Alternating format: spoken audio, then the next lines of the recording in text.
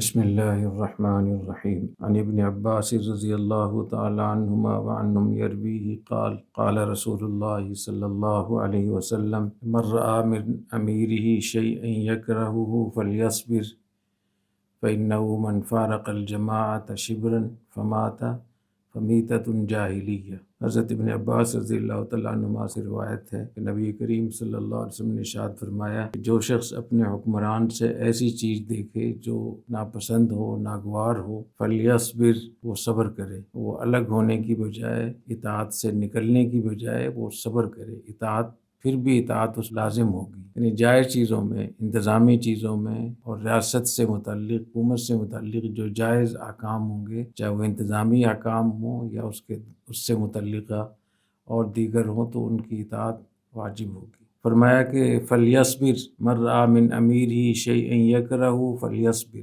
حکمران سے کوئی ایسی چیز صادر ہوئی جو اس کے لیے ناگوار ہے، ناپسند ہے، تو وہ صبر کرے۔ فإنہ من فارق الجماعۃ شبرا فمات فمیتۃ جاہلیہ، جو آدمی ایک بالشت بھی جماعت سے، یعنی مسلمانوں کو جو اجتماعی نظم ہے، ریاست اور حکومت کی شکل میں، سلطنت کی شکل میں، ایک بالشت بھی کوئی اس سے ہٹے گا اور وہ مر گیا تو جاہلیت کی موت مرے گی، یہ اس کی موت جاہلیت والی موت ہوگی۔ کتنی سخت وعید ہے۔ بہت مجھے اس پہ تعجب ہوتا ہے کہ ہمارے مدارس، ہمارے علماء، ہماری دینی جماعتیں ریاست سے متعلق جو احادیث ہیں، جو احکام ہیں، جو عقائد میں، ہمارے عقائد میں یہ چیزیں مذکور ہیں، ان کا کوئی تذکرہ نہیں کرتا، اور ان کے تذکرہ نہ کرنے کی وجہ سے جگہ جگہ بغاوتیں ہو رہی ہیں، خروج ہو رہا ہے، مسلح جنگیں ہو رہی ہیں، اور بہت حیرت ہے۔ اللہ تعالیٰ کی طرف سے بہت بڑی آزمائش ہے۔ میں سمجھتا ہوں کہ اتنا بڑا ہمارے دین میں، اتنا بڑا یہ باب ہے، بلکہ ابواب ہیں،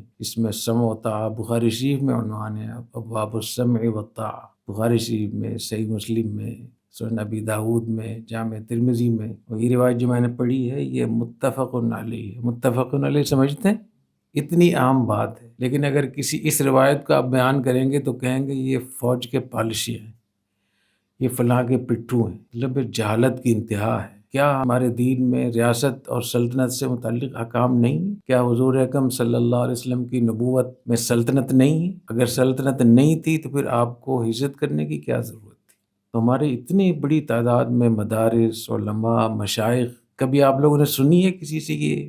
اور اس کی وجہ سے جگہ جگہ مسلح شورشیں ہو رہی ہیں، اور دن بدن ہمارا ملک اتنی کمزوری کی طرف جا رہا ہے، جس کو میں کہتا ہوں کہ یہ ہم ایک عالم نزا کی طرف جا رہے ہیں۔ تو میں آپ لوگوں سے، جامعۃ الرشید کے جو طلباء ہیں، علماء کرام ہیں، اساتذہ کرام سے، ان سے میں درخواست کرتا ہوں کہ آپ لوگ تو سمجھتے ہیں، اس مسئلے کو اٹھائیں اور بیان کریں، لوگوں کو بتائیں کہ آپ اگر مر گئے تو یہ جاہلیت کی موت ہوگی، جس حالت میں ہم جی رہے ہیں یہ جاہلیت کا جینا ہے، یہ قرآن حدیث اور شریعت کے مطابق زندگی نہیں ہے۔ فرمایا وعن ابی ہریرہ رضی اللہ تعالی عنہ وعنہ عن النبی صلی اللہ علیہ وسلم انہ قال من خرج من الطاعۃ وفارق الجماعۃ فمات مات میتۃ جاہلیہ۔ یہ دوسری روایت، یہ صحیح مسلم کی روایت، پہلی جو پڑھی تھی وہ صحیح مسلم اور بخاری دونوں نے اس کو ذکر کیا۔ جو شخص طاعت سے نکل جائے اور جماعت سے الگ ہو جائے، یاد رکھیے جماعت سے دینی مدرسہ یا دینی جماعت یا تبلیغی جماعت مراد نہیں ہے، اس پر اتفاق ہے کہ یہ جو وعید ہے، یہ وعید حکومت اور سلطنت اور ریاست سے متعلق، جو مسلمانوں کا اجتماعی نظم ہوتا ہے سلطنت کی شکل میں یا ریاست کی شکل میں، اس سے اگر کوئی آدمی نکلے گا اور وہ اسی حالت میں مر گیا تو اس کی موت جاہلیت کی موت ہوگی، اس نے خاتمہ نہیں ہے، اس کا کتنی خطرناک بات ہے۔ اور فرمایا ومن قاتل تحت رایۃ عمیہ یا عمیہ دونوں، یغضب لعصبہ او یدعو لعصبہ الی عصبہ او ینصر عصبہ فقتل فقتلۃ جاہلیہ۔ وہ شخص جو اندھے جھنڈے کے نیچے لڑ رہا ہو، کوئی اس کا واضح مقصد نہ ہو، یغضب لعصبہ، عصبیت کی بنیاد پہ ناراض ہو رہا ہے، غصے میں آ رہا ہے، عصبیت کی طرف دعوت دے رہا ہے، سوشل میڈیا کے ذریعے سے، یوٹیوب کے ذریعے سے، فیس بک کے ذریعے سے یا تقریر کے ذریعے سے، او ینصر عصبہ، یا عصبیت کو کی مدد کر رہا ہے، چاہے وہ لائک کرنے کی شکل میں ہو یا اس کے لیے کمنٹس دینے کی شکل میں ہو، فقتل، اور وہ قتل ہو گیا، فقتلۃ جاہلیہ، یہ بھی اس کا جو قتل ہوگا وہ جاہلیت والا قتل ہوگا، حسن خاتمہ نہیں ہے۔ تو آپ دیکھیں آج کل کوئی کسی زبان کے لیے لسانیت پہ لڑ رہا ہے، کوئی قومیت پہ لڑ رہا ہے، کوئی خیبر پختونخوا میں، بلوچستان میں، سندھ میں، پنجاب میں، مختلف ناموں سے، اور اتنے بڑے پیمانے پہ یہ گناہ کبیرہ ہو رہا ہے۔ کوئی ہے جو اس پہ بولنے والا ہو؟ کیا یہ عصبیت نہیں ہے؟ اپنی قوم کا نہیں ہے اس بنیاد پہ، اپنی زبان کا نہیں ہے، بس سے اتارا اور ان کو شوٹ کر رہے ہیں۔ مسافر ہیں، بے گناہ ہیں، کوئی ان کا تعلق نہیں ہے، غریب لوگ ہیں جو کمانے کے لیے، مزدوری کے لیے آئے ہوئے ہیں، اور ان کو مار رہے ہیں، نہتے لوگوں کو، یا فوج کو مار رہے ہیں۔ تو جو مار رہے ہیں وہ تو ظاہر ہے کہ ماریں گے، لیکن جو لوگ ان کو سپورٹ کر رہے ہیں کسی پارٹی کی شکل میں یا انفرادی شکل میں، وہ بھی اتنے ہی گناہ کے اور حرام کے مرتکب ہیں جتنا ان کو گناہ ہو۔ تو حضور اکرم صلی اللہ علیہ وسلم کی بہت سخت وعید ہے اس میں۔ تو میں اس میں دیکھتا رہتا ہوں کہ کوئی ہے علماء اکرام میں سے جو اس پہ بات کرے، کوئی ہے جو پنجابی کی بات کرتا اور سرائیکی کی بات کرتا اور اس پہ بات کرے کہ یہ لفظ نہ بولے۔ اس بنیاد پہ اگر آپ لڑائی کرتے ہیں اور آپ ہر شخص کو مارتے ہیں یا نقصان پہنچاتے ہیں، یا بلوچوں کے نام پہ یا پختونوں کے نام پہ، اور پھر اس نام پہ لے کے ان کو لوگوں کو برانگیختہ کرتے ہیں کہ دیکھو تم پختونوں کے ساتھ یہ ہو رہا ہے، تم کھڑے ہو جاؤ، تم بلوچوں کے ساتھ یہ ہو رہا ہے، تم پنجابیوں کے ساتھ یہ ہو رہا ہے، سندھیوں کے ساتھ یہ ہو رہا ہے، یہی عصبیت ہے، اور یہ صراحتاً حرام ہے، گناہ کبیرہ ہے۔ ان لوگوں کو سپورٹ کرنا، ان کی مدد کرنا، ان کو لائک کرنا، ان کے لیے اچھے کمنٹس دینا،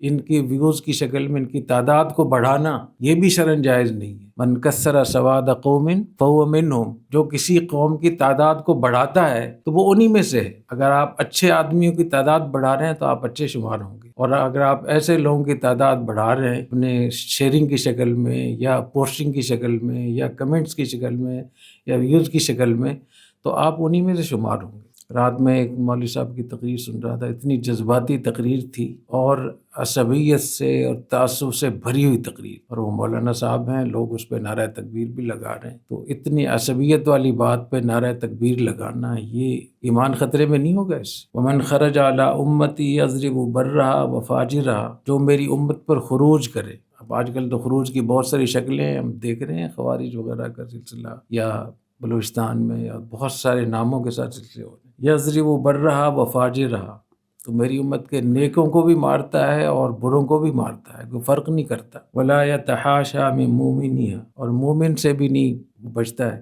ولا یفی لذی عہد عہدا، اور جو ہم نے عہد کیا ہوا ہے کہ ہم جان مال کا تحفظ کریں گے، اس عہد کو بھی توڑتا ہے، اس عہد کا وفا نہیں کرتا۔ فلیس منی ولست من، وہ مجھ سے نہیں ہے، میں اس سے نہیں۔ تو اس پر بات بھی کرنی چاہیے۔ اور آپ طلبہ ہیں، ادھر ادھر پتہ نہیں کہاں کہاں فیس بک پہ گھومتے پھرتے رہتے ہیں، تو صحیح بات بھی کیا کریں۔ اور صحیح بات کیوں نہیں کرتے؟ اس لیے کہ آپ کو ویوز نہیں ملیں گے۔ آپ غلط بات کی اس لیے حمایت کرتے ہیں کہ ریٹنگ اچھی ہو جائے گی، یہی ہے نا۔ لوگوں سے ڈرتے ہیں، لوگ کیا کہیں گے؟ تو اگر لوگ کچھ بھی نہیں کہیں گے، جب آپ مر جائیں گے لوگ کہیں گے انا للہ و انا الیہ راجعون، وہ فوت ہو گئے، ٹھیک ہے چلو دفنانے کے لیے مٹی ڈال کے واپس آ جائیں گے۔ اس سے زیادہ کچھ بھی نہیں ہوتا۔ یہ سارا ایک دھوکہ ہے۔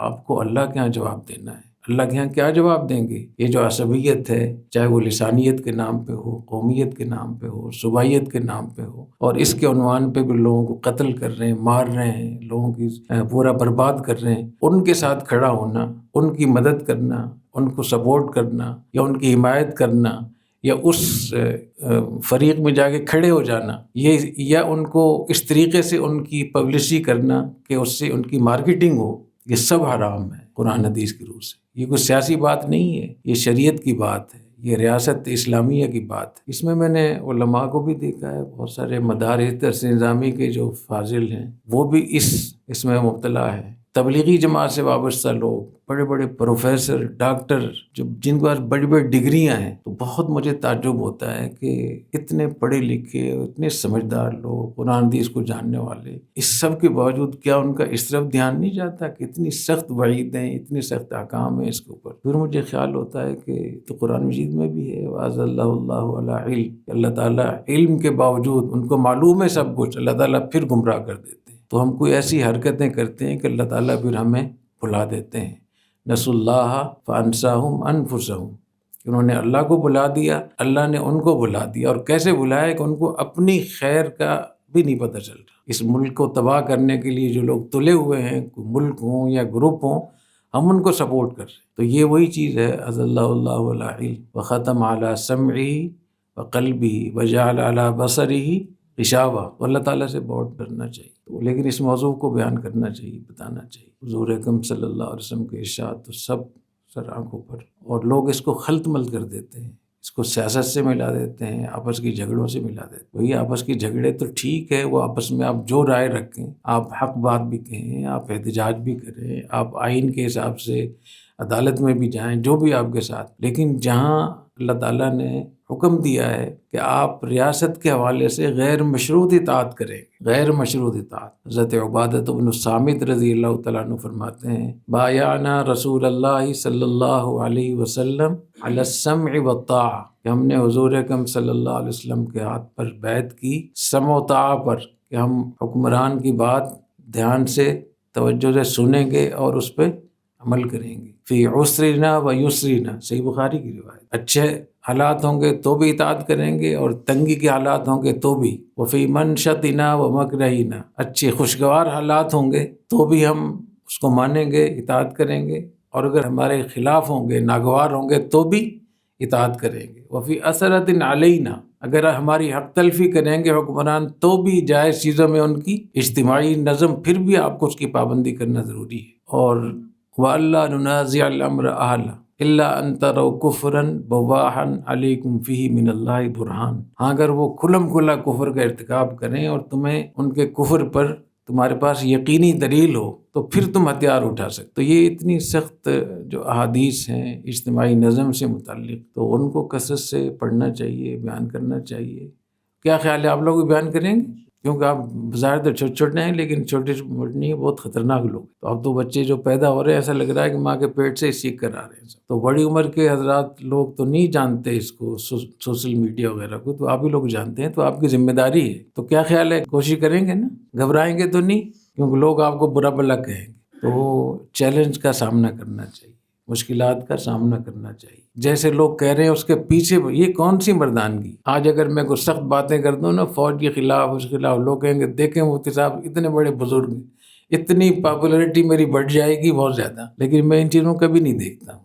دیکھتا ہوں اللہ راضی ہوگا یا ناراض ہوگا۔ اصل انسان کا جو مطمع نظر ہے وہ تو یہ ہونا چاہیے کہ سارا جہاں ناراض ہو پرواہ نہ چاہیے، مد نظر تو مرضی جانا نہ چاہیے، بس اس نظر سے دیکھ کر تو کریے فیصلہ، کیا کیا تو کرنا چاہیے اور کیا کیا نہ چاہیے۔